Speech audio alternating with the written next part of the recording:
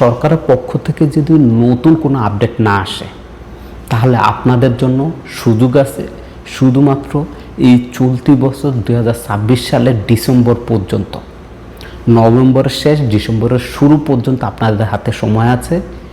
এরপরে কি হতে যাচ্ছে এটা নিয়ে অনেকের মনে অনেক দ্বিধাদ্বন্দ্ব। দেখেন, গত কিছুদিন আগে আমি আপনাদেরকে ভিডিও দিয়েছিলাম যে নিউজটা আসছে যে আপনার হাতে 180 দিন আছে। 180 দিন পরে ছোট মুআসসাসা কিংবা বড় মুআসসাসা হোক সবারই কিন্তু মুক্ত মামুল ফিটা ৯,৭০০ রিয়াল আসবে। সেখানে অনেকে অনেক কথা বলেছেন, অনেকে আমাকে গালি দিয়েছেন।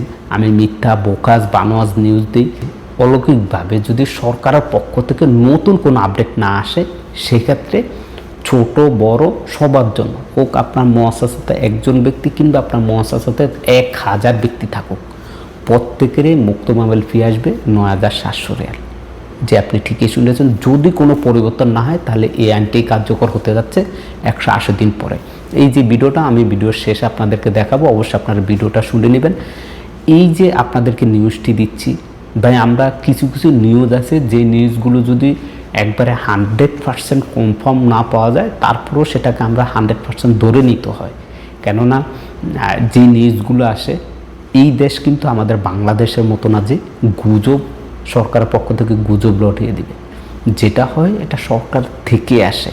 আর আপনারা জানেন এই দেশের আইনগুলো কত কড়া করে, এটাও জানেন বর্তমান সময় সরকারের কোনো ঘোষণা ছাড়াই হুটহাট করে অনেকগুলো নিয়ম বা অনেক আইন কার্যকর হয়ে যায়, যেটার মাসুল আপনি আমি আমাদের সবাইকে কিন্তু দিতে হয়, কেননা আমরা অনেকেই জানি না। যদি এরকমটা হয়েই থাকে যে 2027 সাল থেকে আপনাদের একামা ৯,৭০০ রিয়ালে মুক্ত মামুল ফি আসবে, 100 রিয়ালে কোনোভাবে সম্ভব না। যদি এটা কার্যকর হয়ে যায় তাহলে আমাদের হাজার হাজার প্রবাসী ভাই অবৈধ হয়ে যাবে।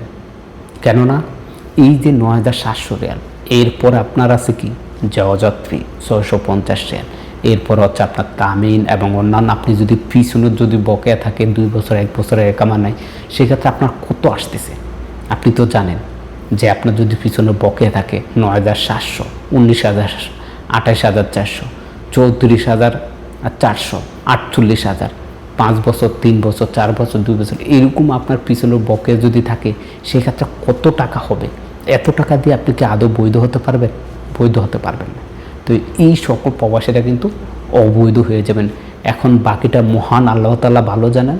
যদি রহমত হয় সেক্ষেত্রে আমাদের প্রবাসীদের যে এই যে ছোট্ট একটু উপায় ছিল একামার ফিটা কমানোর জন্য, সেটা যদি সরকার নতুন কোনো আপডেট দিয়ে সেটা জানিয়ে দেয় সেক্ষেত্রে ভালো হবে। আর যদি নতুন কোনো আপডেট না আসে সেক্ষেত্রে এই যে নতুন যে নিয়মটা এখন আমরা আপনাদেরকে জানাচ্ছি, ডিসেম্বর থেকে 180 দিন পরে কিন্তু সেই ৯,৭০০ রিয়ালটাই কার্যকর হতে যাচ্ছে। السلام عليكم متابعينا الكرام، حياكم الله. باقي 180 يوم وينتهي الإعفاء للمنشآت والشركات الصغيرة.